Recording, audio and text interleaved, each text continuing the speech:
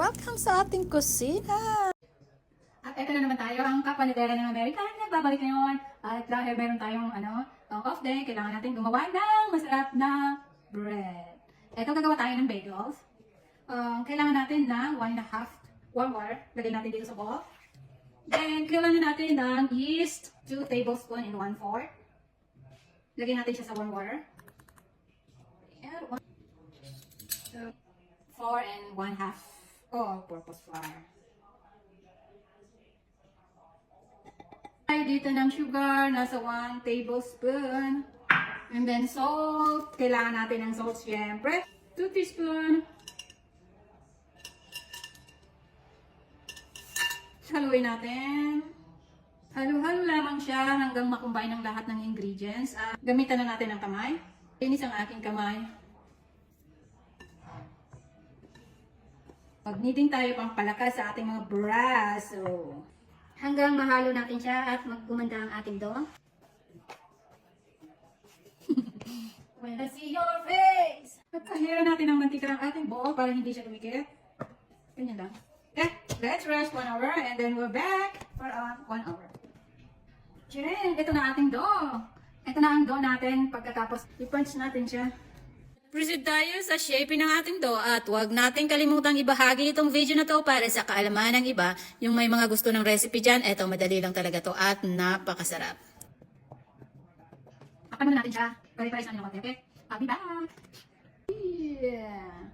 I-flat natin siya. We do it flatten our bagel dough.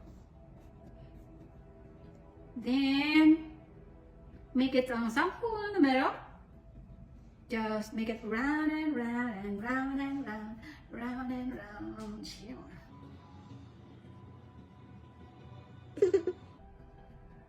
Ito ay popular dito sa US. Ito talaga yung bread nila.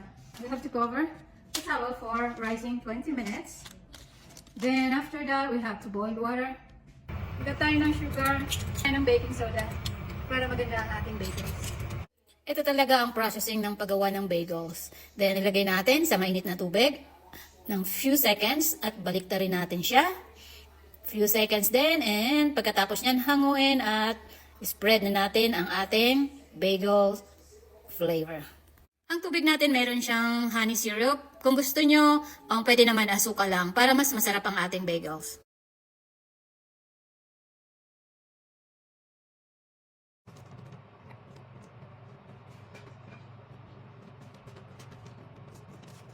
Sprinkles. Sprinkles natin. Gusto niyo ba na so much flavor? I like this. Wow.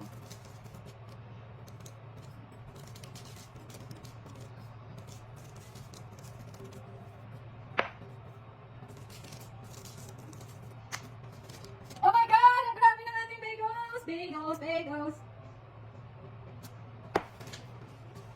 Ang ating oven ng nasa 450 Fahrenheit at i-bake natin ng 15 minutes.